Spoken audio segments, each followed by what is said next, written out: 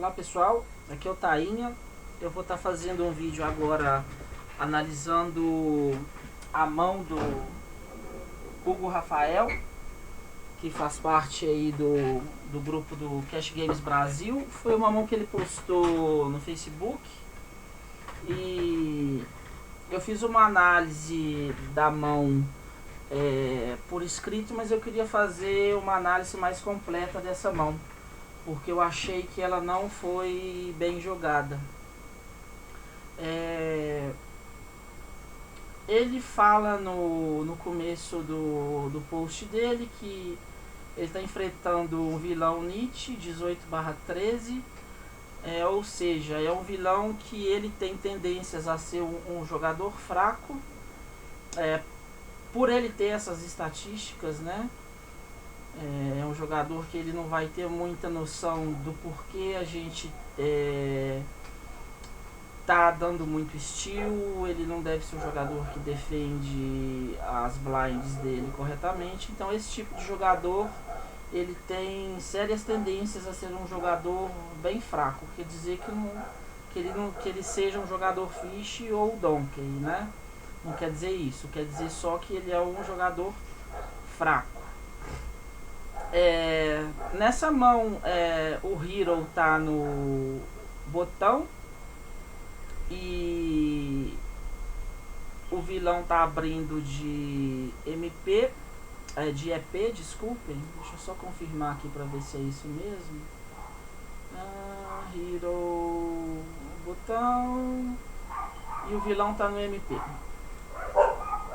O vilão tá jogando, tá abrindo de MP. Como é que a gente começa analisando uma mão que a gente jogou? A gente pode estar usando o Equilibre, pode estar usando também o Flopzilla. Eu uso o Equilibre. A gente começa atribuindo um range para esse vilão, um range padrão, um range que a maioria do field desse limite usa. Vamos atribuir um range aqui para esse jogador por volta aí de 15 a 16%. Que vai ser mais ou menos esse range aqui que eu vou colocar, ó.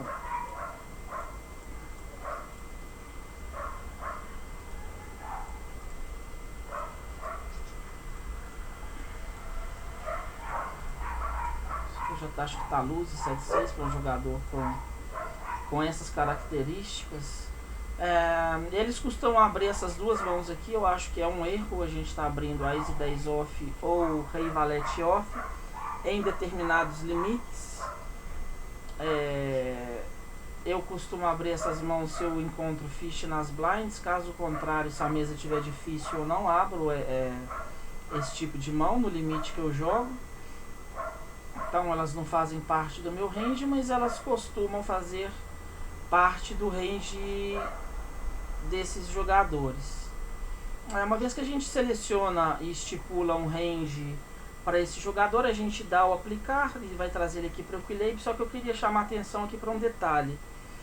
Quando a gente está analisando uma mão e a gente atribui um range para o vilão, a gente nunca deve, depois de ter estipulado um range para ele, por exemplo, se a gente estipulou um range para ele pré-flop, a gente não deve aparecer lá no flop, por exemplo, eu vou acrescentar uma mão aqui porque agora eu acho que ele tem essa mão. Não, isso é um erro.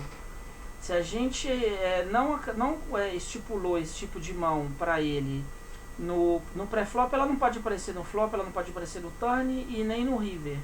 Isso é um erro. Ou seja, para a gente minimizar os nossos erros, avaliando as mãos que a gente está jogando, às vezes a gente está ajudando um colega fazendo uma avaliação de mãos, a gente pode estar fazendo assim, e é o que eu faço. Por exemplo, se eu estipulei que ele tem um range de 15%, eu vou ter que ficar nessa margem de 15%. Ou seja, se eu vi lá nas estatísticas dele, tem uma sample boa dele, eu tenho lá 3k hands, já dá pra gente confiar no VPIP e pré-flop raise dele, eu vou ter que tirar algumas mãos desse range. Só que eu prefiro cortar combos. Por exemplo, eu vou tirar aqui combos de 10 e 9, 9 e 8 e 8 e 7. Eu vou reduzir eles pela metade para eu poder estar acrescentando esses combos aqui, ó. E que eu vou colocar eles pela metade também.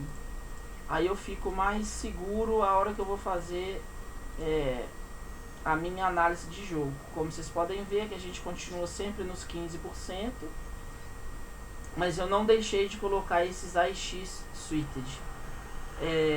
Vamos voltar aqui, vamos dar o aplicar aqui e vamos colocar a mão de Hero, que nesse caso aqui era um rei, dama de espadas. Vem aqui, coloca aqui no equilíbrio, rei, dama de espadas. Ok, esse rei, dama de espadas contra esse range aqui de MP, a gente tem um call relativamente tranquilo pela equidade da mão. Ela joga a 46% contra esse range mais tight. Só que aqui, se a gente fosse olhar pela simples equidade da mão, a gente poderia estar até foldando esse tipo de mão contra um jogador tão niche assim. Só que, como nós estamos jogando em posição contra esse jogador, o nosso R, que a gente chama de R, o que é o R? O R é o fator de realização de equidade. Quando a gente está em posição, a gente consegue realizar melhor a equidade da nossa mão do que quem está jogando fora de posição. Então, se a gente acrescentar mais uns 4 ou 5% de R, de realização de equidade, para essa mão contra o range dele, a gente vai estar aí por volta de 50%. Então, a gente pode, esse rei dama é um call bem tranquilo. Então, qual o pré-flop dele é correto. Agora vamos colocar aqui o board. O board no flop é um board que foi rei de clubs, 7 de spades, queen de diamonds. Esse aqui é o flop que bateu pro Hugo jogar. E ele estava enfrentando uma C-bet do vilão. O vilão está C-betando. Agora vamos analisar aqui a equidade da nossa mão contra o range dele antes da C-bet, sem ele ter C-betado esse board. A gente avaliando, como a gente pode ver aqui, a nossa equidade ela é gigantesca, né? Contra todo o range dele, tá? Não contra o range de C-bet, porque são duas coisas diferentes. Uma coisa é a gente olhar a equidade contra o range e olhar contra o range que ele C-beta nesse flop. Agora vamos fazer uma coisa. Vamos imaginar os combos que esse jogador C-betaria nesse flop, tá? Que ele jogaria de C-bet. Então vamos começar tirando aqui o que a gente acha que ele não C-betaria. Isso tudo é bem aproximado, tá, gente? Tem vilões que, até eles sendo niches, eles C-betam um monte de coisa. Então a gente vai estar sempre fazendo estimativas aqui, nunca vai ser uma coisa certa. Eu vou estimar o que eu acho que a grande maioria dos vilões, nesse caso aqui de um 18/13, faria nesse tipo de cenário. Então eu vou começar tirando todos esses pares aqui, ó, que ele não C-beta esses pares. Esses AX ele não C-beta, As 10 eu acredito que ele não C-bet, Valete 10 ele não C-beta, As dama eu acredito que ele não dê C-bet, Rei dama ele C-beta, 8 não C-beta, 9 não C-beta, 10, valete, dama e valete, dama e 10. Vou deixar aqui os valete 10, porque ele pode estar C-betando o straight dele, né? Vou deixar também rei 10, vou tirar o As 10, As e valete. Ou seja, esse jogador ele vai C-betar aqui nesse flop é muito valor. Ele blefe aqui, ele vai ter muito pouco, e de blefe aqui a gente já deixou, de semi-blefe a gente já está deixando aqui esse valete 10. Essas mãos aqui com o segundo par eu acredito que ele jogue em check call. Vou tirar esse rei 10 também, porque ele pode estar jogando em check call essa mão aqui. Então o range dele de C-bet, vou tirar 8, 7, 9, 8 e o 10 e 9. O range dele de C-bet nesse board é praticamente, são praticamente esses combos aqui. Agora vamos ver como a nossa equidade vai modificar contra o range de C-bet desse jogador, que eu acho que seja o range de C-bet desse jogador. A nossa equidade cai, mas ela não cai tanto assim. A gente ainda tem uma equidade monstro contra o range desse jogador. Ou seja, a gente pode estar jogando em call ou em raise nesse flop. Tem alguns aspectos, principalmente para esse limite NL2. Eu não sou um cara que sou muito fã do slow play nesses limites, não. Por quê? Porque o 90% do field é muito fraco.